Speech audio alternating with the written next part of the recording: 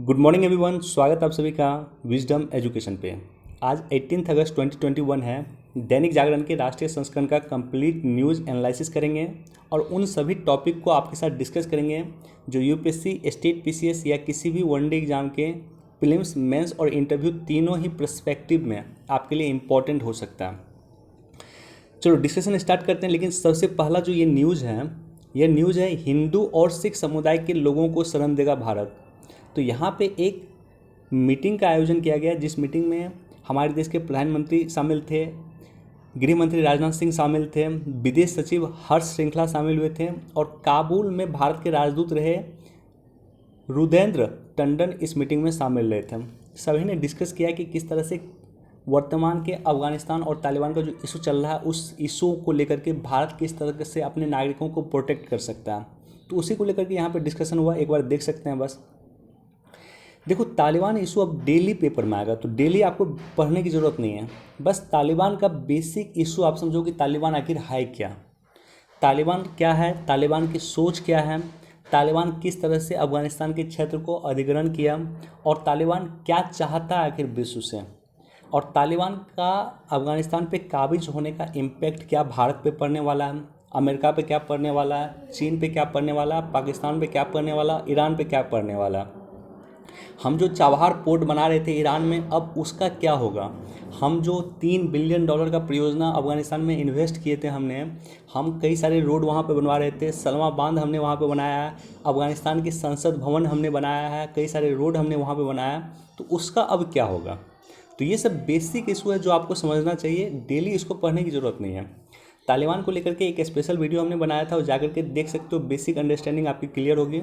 और आज एक और वीडियो मैं तालिबान को लेकर के बनाऊंगा जहां पे मैं आपके साथ डिस्कस करूंगा कि आखिर तालिबान ने इतनी आसानी से अफगानिस्तान पे कब्जा कैसे किया और तालिबान की आखिर क्या सोच है, किस तरह से तालिबान अपनी सोच को प्रसारित कर रहा है। भारत में भी तालिबान को कुछ समर्थक आपको मिल जाएंगे। आज ही के पेपर में आप देखोगे कुछ समर्थक जो है भारत में भी आपको तालिबान का मिल जाएगा। इसका मतलब तालिबान जो है एक सोच है, और सोच का प्रतिकार सोच से ही किया जा सकता है। थिंकिंग को या आइडियोलॉजी को जो है मारा जाता है आइडियोलॉजी के माध्यम से ही, आइडियोलॉजी का प्रत्युत्तर दिया जाता है आइडियोलॉजी के माध्यम से ही। तो डिटेल से उस वीडियो में मैं आपके साथ डिस्कस करूँगा। देखो, इस टॉपिक को भी ज़रूर आप लोग देखें। यहाँ पे जो सबसे इम्पॉर्टेंट फैक्ट मैं आपको दिखाने वाला हूँ, भारत का एक वायुसेना का मालवाहक है जिसका नाम है ग्लोब मास्टर। ग्लोब मास्टर जो है पाकिस्तान के जो वायु सीमा है, वायु सीमा का प्रयोग नहीं किया। यहाँ पे देखो, हमें जाना था काबुल, हम डायरेक्टली हिंडन एयरपोर्ट से काबुल डायरेक्टली पहुँच सकते थे पाकिस्तानी एयर सीमा का प्रयोग करते हुए, लेकिन भारत ने ऐसा नहीं किया। भारत ने यहाँ से जा कर के, यहाँ से देखो, ये ईरान होते हुए काफ़ी लंबा डिस्टेंस कवर करते हुए काबुल पहुँचे। तो पाकिस्तानी एयर सीमा का हम लोग प्रयोग नॉर्मली नहीं करते हैं। अधिक इम्पॉर्टेंट नहीं है, लेकिन एक बार इसको पढ़ सकते हैं। खास करके यहाँ से यहाँ जो मैटर दिया हुआ उसको ज़रूर देखें कि रूस जो है अफगानिस्तान में तालिबान राज्य को जो है राष्ट्रपति अशरफ गनी की जो सरकार थी उस सरकार से बेहतर बताया। और साथ ही साथ रूस ने कहा है कि वो तालिबान में जो अपना राजदूत है उसे वापस नहीं बुलाएंगे, अपने दूतावास को तालिबान में बंद नहीं करेंगे, अफगानिस्तान में अपने दूतावास को रहने देंगे। तो ये रशिया ने कहना है। तो स्पष्ट तौर पे हमें दिख रहा है कि तालिबान का समर्थन आपको रशिया दे रहा है, तालिबान का समर्थन आपको पाकिस्तान दे रहा है, तालिबान का समर्थन कुछ हद तक चीन बहुत हद तक तालिबान का समर्थन कर रहा है। इसी तरह से आज के पेपर में मैं नीचे आपको दिखाऊंगा कि तालिबान का समर्थन जो है बांग्लादेश भी कर रहा है। रिकॉर्ड एक दिन में 88.13 लाख डोज लगाई गई, मतलब 88 लाख डोज एक दिन में रिकॉर्ड लगा। हो सकता है वनडे एग्जाम में डायरेक्टली आपसे यही क्वेश्चन पूछ दें, तो याद रख लेना 88.13 लाख डोज एक दिन में लगा है कोरोना वायरस के टीका का। अब देखो, यहाँ पे है कि तालिबान का नया पैतरा महिलाओं को सरकार में शामिल होने का दिया न्योता। तालिबान कुछ और बोलता है, करता कुछ हो रहा है। तालिबान के शासन, शरीयत के शासन का मतलब होता है कि वो शासन जो आज से 1500 वर्ष पहले था, जो मोहम्मद साहब पैगंबर के समय में जो शासन था, उस शासन को वर्तमान में तालिबान लाना चाहता है। मसलन अगर कोई आरोपी सिद्ध होता है तो उसको जो है पत्थर, उसको ज़मीन में गाड़ दिया जाता है और उस पर पत्थर फेंका जाता है, चारों तरफ से पत्थर फेंका जाता है और पत्थर फेंक कर उसको मारा जाता है। इस तरह का प्रथा जो है आपको सऊदी अरब में था, और इसी तरह का प्रथा आप कुछ दिन के बाद आपको काबुल में दिखेगा, अफगानिस्तान में दिखेगा। लोगों को पत्थर से मारा जाता है। तो ये सब ब्रूटल जो होता है, जैसे आँख के बदले आँख, ये सब भी तालिबान करता था, लोगों का हाथ काट देता था। 1996 से लेकर के 1996 से लेकर के 2001 तक जो है तालिबान का सत्ता रहा है अफगानिस्तान में। 5 साल तालिबान ने अफगानिस्तान में शासन किया और काफ़ी ब्रूटल तरीके से वहाँ पे शासन किया है। लोगों के हाथ काटे गए, लोगों को पत्थर से मारा जाता है, काफ़ी ब्रूटल तरीके से उन्होंने सत्ता का उपयोग किया है। शरीयत के अनुसार उन्होंने अपना शासन चलाया। तो तालिबान का कहना कुछ और वास्तव में कुछ और करता है। तो महिलाओं के सरकार में शामिल होने का न्योता देना एक ढोंग है तालिबान का, वास्तविकता ऐसा कुछ भी नहीं है। जो महिलाएं वर्तमान में अफगानिस्तान से भारत लौट रही है, कई सारे लोगों का मैंने इंटरव्यू देखा, कई सारी महिलाओं का मैंने इंटरव्यू देखा, वो कह रही है कि लिटरली अफगानिस्तान में जो है महिलाओं की स्थिति काफ़ी ख़राब होने वाली है, और इनफैक्ट ख़राब हो चुकी है तालिबान के आते ही। देखो ये टॉपिक भी काफ़ी इम्पोर्टेंट है। संवेदनशील जानकारी उजागर करने के लिए केंद्र, बाद नहीं सुप्रीम कोर्ट। तो पेगारस को लेकर के केंद्र सरकार को सुप्रीम कोर्ट ने एक नोटिस दिया था और उसमें कहा था कि आप पेगारस का यूज करते हैं अथवा नहीं, ये हमें जानकारी दें। केंद्र सरकार ने कहा कि हम सार्वजनिक तौर पर नहीं बता सकते हैं कि हम किस सॉफ्टवेयर का प्रयोग करते हैं। अगर हम बताएंगे तो आतंकवादी इसका प्रयोग कर सकता है, ये हम आपको जानकारी नहीं दे सकते हैं। तो देश में एक लगातार चर्चा होती है, और वो चर्चा होती है निजता के अधिकार, और साथ ही साथ निजता के अधिकार के साथ साथ चर्चा जो होती है वो चर्चा होती है साइबर सिक्योरिटी की। दोनों एक दूसरे का अपोजिट है। मसलन निजता के अधिकार के माध्यम से आपका फ़ोन टैप कोई नहीं कर सकता है, लेकिन जब नेशनल सिक्योरिटी का सवाल आएगा तो आपका फ़ोन भी टैप किया जा सकता है। तो ये दोनों में कॉन्फ्लिक्ट होता है। निजता के अधिकार को एक तरह से भारत के संविधान के आर्टिकल 21 में हमने स्थान दिया, हमने उसे मौलिक अधिकार बना दिया, और दूसरी तरफ से साइबर सिक्योरिटी या नेशनल सिक्योरिटी, ये भी हमारे लिए काफ़ी इम्पोर्टेंट है। देखो ये जो डिस्प्यूट है नेशनल सिक्योरिटी एंड निजता के अधिकार, ये दोनों को लेकर के यूपीएससी कई बार क्वेश्चन पूछा है। चलो यहाँ पे जो एक सबसे इम्पॉर्टेंट न्यूज़ है फर्स्ट पेज में, वो मैं आपके साथ डिस्कस करने वाला हूँ, और ये है प्रोजेक्ट चीता को लेकर के। 2009 में सरकार ने चीता पुनर्प्रवेश प्रोजेक्ट शुरू किया था, यानी प्रोजेक्ट चीता की शुरुआत किया गया था 2009 में। इस कार्यक्रम की जो नोडल एजेंसी है वो है राष्ट्रीय बाघ संरक्षण प्राधिकरण, NTCA, national tiger conservation authority, NTCA Hindi अंग्रेजी में कहा जाता है, national tiger conservation authority Hindi में कहा जाता है राष्ट्रीय बाघ संरक्षण प्राधिकरण। देखो बिग कैट्स जो है वो 4 हैं। एक है बाघ, दूसरा है शेर, तीसरा है चीता और चौथा है तेंदुआ। तो बिग कैट्स जो है अब भारत में हो जाएगा, क्योंकि चीता भारत में लुप्त हो चुका है। अब जो है ये जो परियोजना है चीता पुनर्प्रवेश परियोजना, इसे नवंबर 2021 में पूरा किया जाएगा। लगभग 10 से 12 चीता जो है अफ्रीकन कंट्री है नामीबिया, और ये पे क्वेश्चन पूछा हुआ है, यूपीएससी ने भी क्वेश्चन पूछा है, स्टेट पीसीएस ने भी क्वेश्चन पूछा है। दोनों क्वेश्चन पूछा है कि हम किस देश से चीता मंगा रहे हैं, तो नामीबिया से मंगा रहे हैं, अफ्रीकन कंट्री है। और कहाँ पे हम चीता को रखेंगे, तो मध्य प्रदेश का कोनोपालपुर अभ्यारण्य है मध्य प्रदेश का कोनोपालपुर अभ्यारण्य है, जहाँ पे चीता रखा जाएगा। मंगा कहाँ से रहे हैं, तो नामीबिया से मंगा रहे हैं। तो दोनों पे यूपीएससी ने क्वेश्चन पूछा और स्टेट पीसीएस ने भी क्वेश्चन पूछा। 1947 से भारत में चीता नहीं देखा गया, 1947 से भारत में कोई चीता नहीं देखा गया, और 1952 में चीता को विलुप्त घोषित कर दिया गया। 1952 में चीता को विलुप्त घोषित कर दिया गया। 1977 में इंदिरा गांधी जी के द्वारा चीता को लाने का भारत में प्रयास किया गया था ईरान से, लेकिन वो प्रयास सफल नहीं रहा। और एशियाई देशों में एकमात्र देश ईरान है जहाँ पे चीता है, और इसके अलावा कहीं भी एशियाई देशों में चीता नहीं है। अब देखो थोड़ा सा NTCA के बारे में जानो, क्योंकि प्रोजेक्ट चीता को रेगुलेट करेगा NTCA। तो NTCA जो है एक सांविधिक बॉडी है, सांविधिक निकाय वैसा निकाय जिसका संसद के किसी एक्ट के माध्यम से स्थापना किया जाता है उसे सांविधिक निकाय, स्टैट्यूटरी बॉडी अथवा लीगल बॉडी कहते हैं। इसकी स्थापना वाइल्ड लाइफ प्रोटेक्शन एक्ट 1972 के तहत 2006 में किया गया था। और एक और क्वेश्चन पूछता है कि एनटीसीए का अध्यक्ष कौन होता है? नेशनल टाइगर कंजर्वेशन अथॉरिटी का राष्ट्रीय बाघ संरक्षण प्राधिकरण का अध्यक्ष कौन होता है? तो इसका अध्यक्ष होता है पर्यावरण मंत्री। और ये जो है एनटीसीए प्रोजेक्ट टाइगर और प्रोजेक्ट चीता को रेगुलेट करता है। दोनों चीज याद रख लेना, एक तो वन्यजीव अभ्यारण्य का जो अध्यक्ष होता है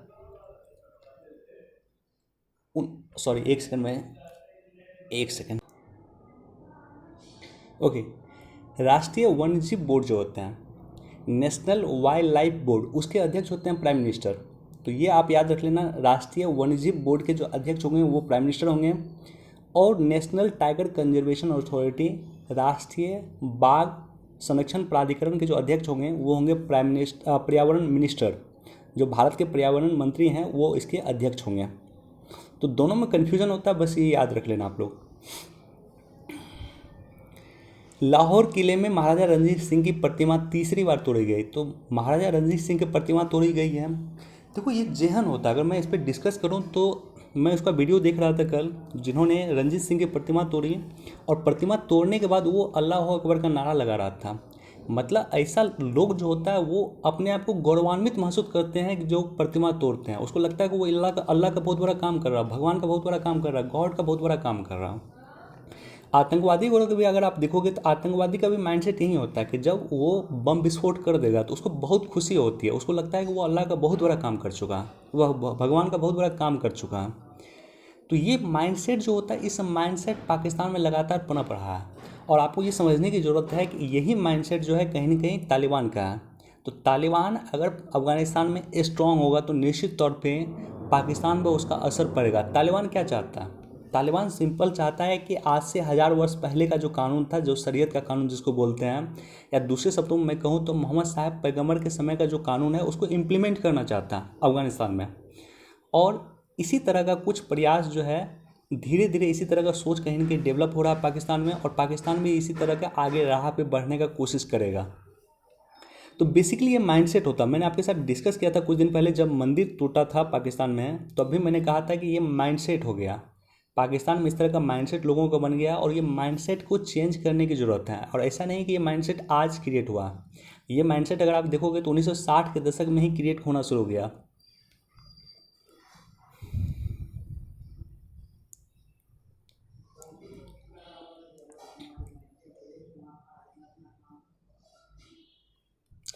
एक बार इसको भी देख सकते हैं कि अपने पत्नी को तो आप तलाक दे सकते हैं, लेकिन चूंकि बच्चों को आपने जन्म दिया तो बच्चों को आप तलाक नहीं दे सकते हैं। उसके संरक्षण और संवर्धन के लिए आपको काम करना होगा, उसके पालन पोषण के लिए काम करना होगा। और सुप्रीम कोर्ट ने जो ये निर्णय दिया है, ये निर्णय दिया आर्टिकल 142 के तहत। आर्टिकल 142 के तहत अपने विशेष शक्ति का प्रयोग कर सकता है सुप्रीम कोर्ट किसी भी आदेश को देते वक्त। मसलन अयोध्या विवाद पे जो सुप्रीम कोर्ट ने आदेश दिया था उसमें भी आर्टिकल 142 का प्रयोग किया था। कुछ विशेष शक्ति का प्रयोग कर सकता है आर्टिकल 142 के दौरान। जैसे अयोध्या विवाद पे जो सुप्रीम कोर्ट ने निर्णय दिया था, और सुप्रीम कोर्ट ने निर्णय के साथ ही साथ ये भी कहा था कि मुस्लिम लोगों के लिए 5 एकड़ ज़मीन उत्तर प्रदेश सरकार अवेलेबल करवाए कहीं पे, जहाँ पे मस्जिद का निर्माण किया जाएगा। तो ये सब जो विशेष शक्ति होती है या विशेष निर्णय देने की जो शक्ति होती है सुप्रीम कोर्ट को मिला हुआ है, ये आर्टिकल 142 के तहत मिला हुआ है।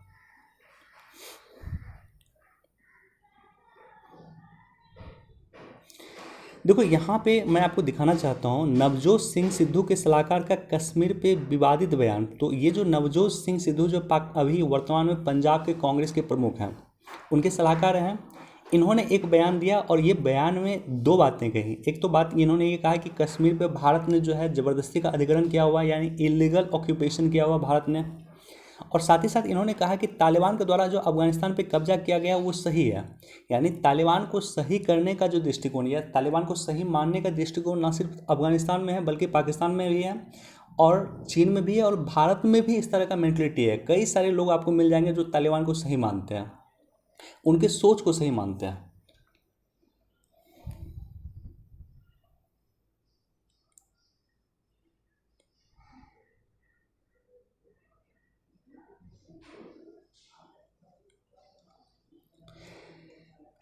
महाराजा रणजीत सिंह की जो मूर्ति तोड़ी गई उसी के संबंध में यहाँ पे न्यूज़ दिया हुआ है, इसको भी एक बार आप लोग देख सकते हैं।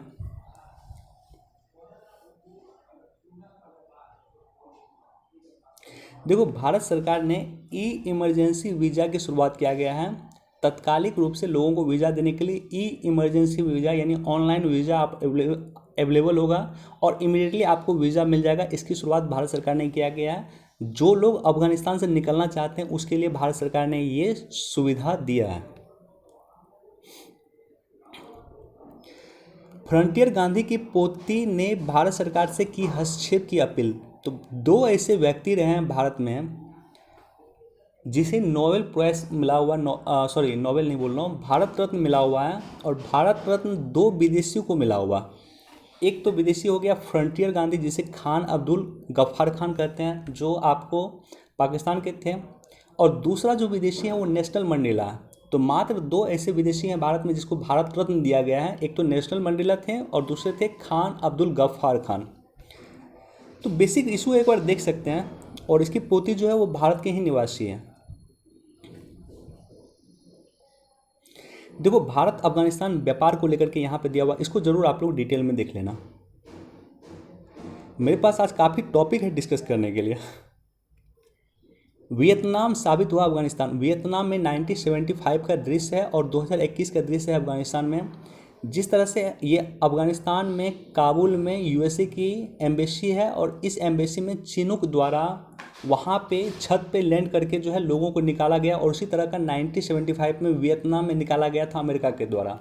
तो 20 वर्ष जो है युद्ध अमेरिका ने वियतनाम में किया था। 1955 से लेकर के 1975 तक युद्ध चला था वियतनाम में। और 2001 से लेकर के 2021 तक युद्ध चला आपको अफगानिस्तान में। तो 20 साल अमेरिका ने वियतनाम में भी युद्ध किया और 20 साल अमेरिका ने युद्ध किया आपको अफगानिस्तान में भी। और दोनों ही जगह अमेरिका की हार मानी जाती है। पाकिस्तान ही है तालिबान की वापसी के लिए जिम्मेदार। तो मैं तालिबान को लेकर के डिस्कस कर दूंगा तो आपको पता चलेगा कि पाकिस्तान किस तरह से इन्वॉल्व रहा है, किस तरह से तालिबान को सत्ता में वापस लाने में पाकिस्तान किस तरह से इन्वॉल्व रहा है। इसको मैं आपको डिटेल से डिस्कस कर दूंगा।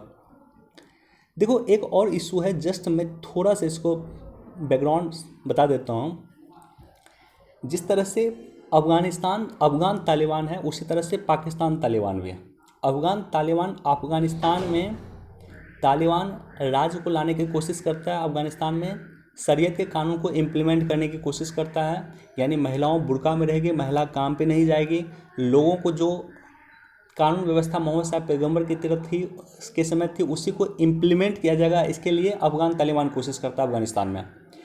इसी तरह का कुछ कोशिश करता है टीटीपी पाकिस्तान में, जिसको बोलते हैं तहरीक तालिबान पाकिस्तान में। ये कोशिश वही करता है कि पाकिस्तान में भी शरीयत कानून इम्प्लीमेंट हो, पाकिस्तान में भी महिलाओं की आज़ादी को समाप्त किया जाए, पाकिस्तान में भी जो है लोगों की आज़ादी को समाप्त किया जाए, पाकिस्तान में भी लोगों को अगर सज़ा मिलती है, ज़रूरत पड़े तो उसे हाथ काट दिया जाए, पाकिस्तान में भी लोगों को जो है पत्थर से मार के मृत्यु दंड दिया जाए। इस तरह का काम ये तहरीक तालिबान पाकिस्तान में कोशिश कर रही है। तो एक तरफ पाकिस्तान जो है तालिबान को समर्थन करता है, अफगान तालिबान का समर्थन करता है, और दूसरी तरफ पाकिस्तान जो है तहरीक तालिबान पाकिस्तान का विरोधी है। तहरीक तालिबान पाकिस्तान को पाकिस्तान ने टेररिस्ट की लिस्ट में शामिल किया हुआ। कई सारे आतंकवादी घटनाएं ये करते रहता है। तहरीक तालिबान पाकिस्तान में कई सारे आतंकवादी घटना करता रहता है।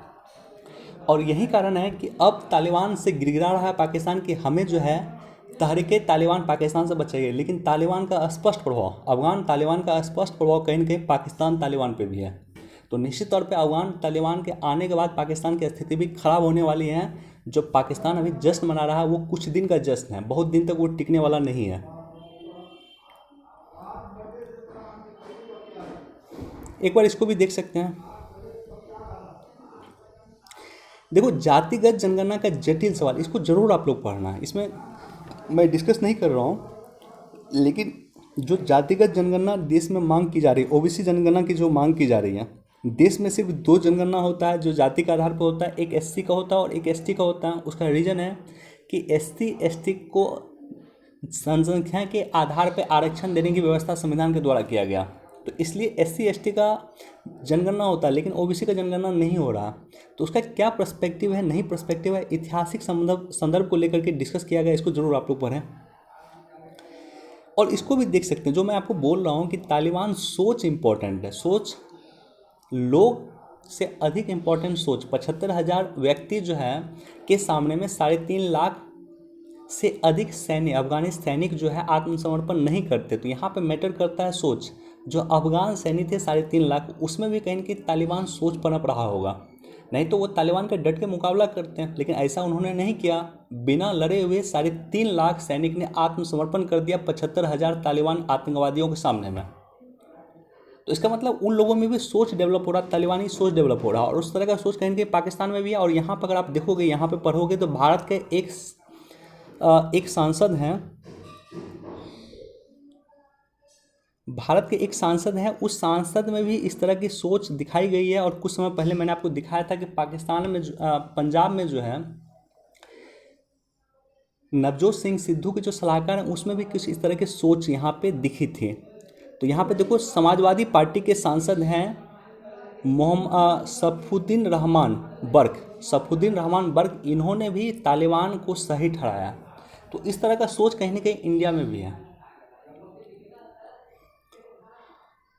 देखो, इसको जरूर आप लोग, यहाँ पे डाटा दिया हुआ है, ये डाटा जरूर देख लेना आप लोग। डाटा ये है कि भारत में इंटरनेट की सुस्त रफ्तार की समस्या परेशान है। अकेला ओकला स्पीड टेस्ट के वैश्विक सूचकांक में 134 देशों की सूची में भारत 129वां नंबर है।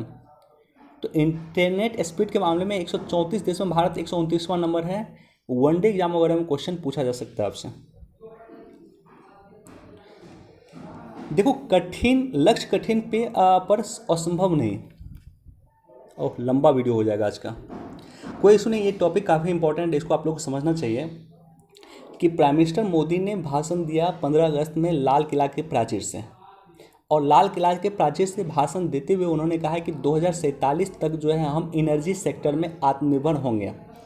इसको लेकर के एक स्पेशल वीडियो मैंने बनाया था। 31 पॉइंट में मैंने डिस्क्राइब किया था कि प्राइम मिनिस्टर मोदी का जो भाषण है, वो भाषण के विजन क्या है, उसका सोच क्या है, उसका दृष्टिकोण है क्या। और उसी को लेकर के डेली अब कहीं के एडिटोरियल आएगा या न्यूज़ आएगा। कल हमने डिस्कस किया था कुपोषण को लेकर के, कि प्राइम मिनिस्टर ने अपने भाषण में 15 अगस्त के अपने भाषण में कुपोषण की समस्या का जिक्र किया था। तो भारत सरकार 2024 तक डिसाइड किया है कि जितने भी उन्होंने PDS के माध्यम से चावल दिया जाता है या मिड डे मील के माध्यम से चावल दिया जाता है, आंगनबाड़ी केंद्रों में जो चावल दिया जाता है, वो सभी चावल 2024 तक फोर्टिफाइड चावल होंगे। तो ये कल हमने डिस्कस किया था।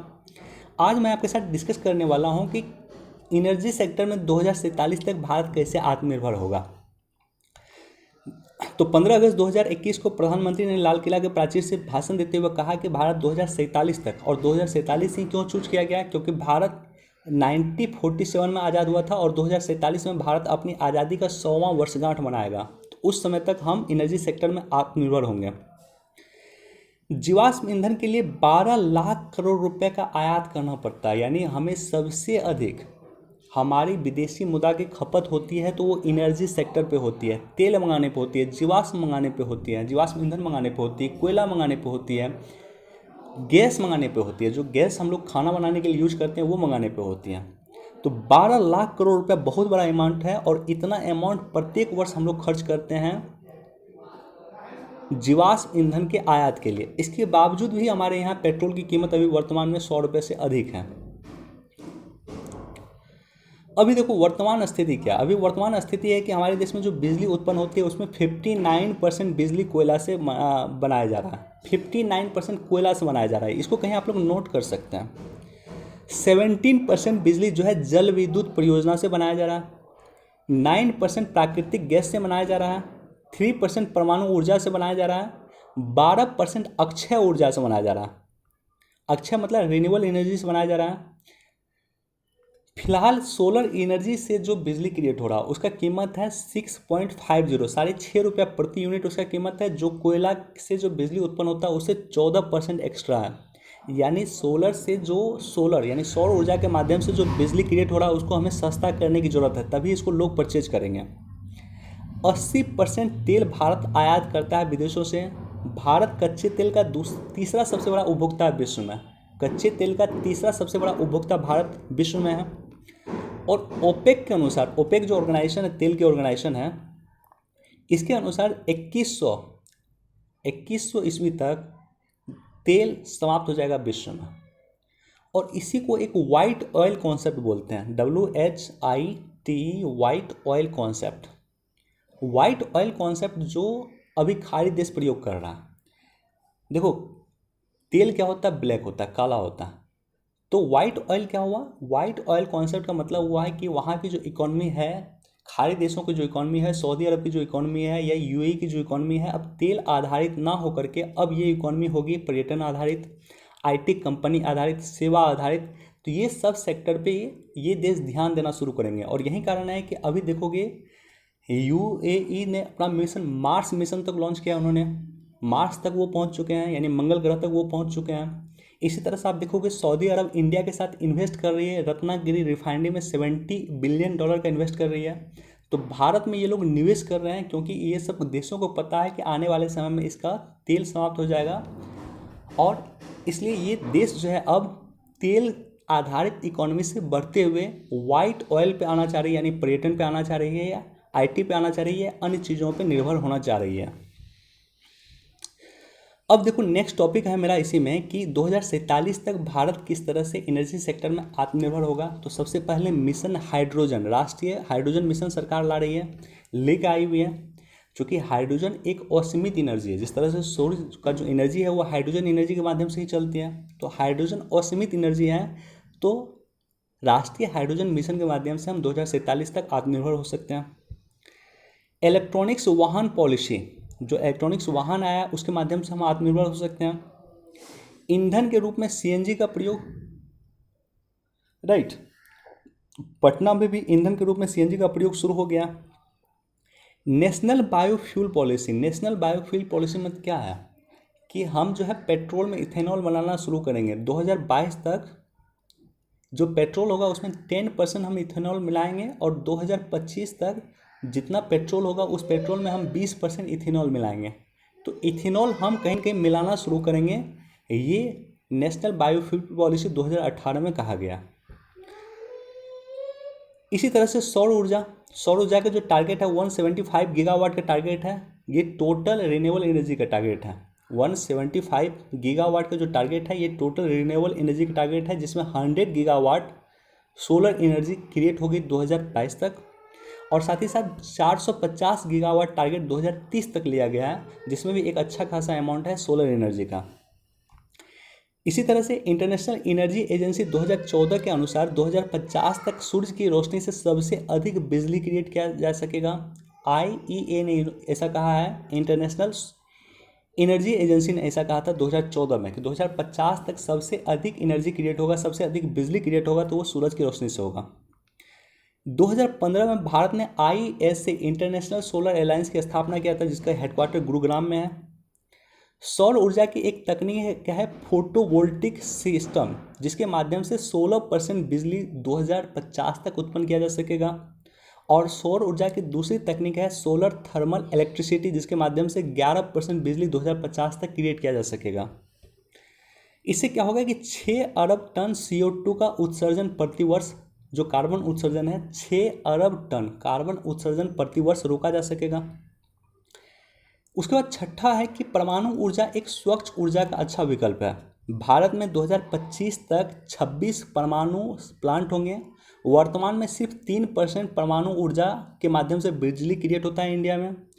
अगर मैं मेगावाट में कैलकुलेट करूँ तो 6780 इतना मेगावाट बिजली का क्रिएट होता है वर्तमान में परमाणु ऊर्जा से, जो बढ़ने की संभावना है। और साथ ही साथ पवन ऊर्जा को आगे करने की आवश्यकता है।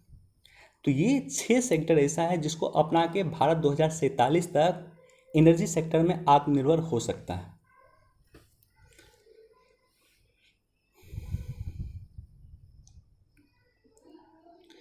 देखो, ये योजना पे हमने डिटेल से डिस्कस किया था। निर्यात के लिए रोड टैप स्कीम लागू, तो एक इसको बैक डेट में जाकर लागू किया गया है, और 1 जनवरी 2021 से इसको जाकर के लागू किया गया। स्क्रैप पॉलिसी पे भी हमने डिस्कस किया है। इस एक अलग से वीडियो बना करके मैं इस पर डिस्कस कर दूंगा, लेकिन इसको ज़रूर आप लोग देख लेना। TCS बनी 13 लाख करोड़ की कंपनी। तो TCS 13 लाख करोड़ की जो है पहली सॉफ्टवेयर कंपनी बन चुकी है TCS।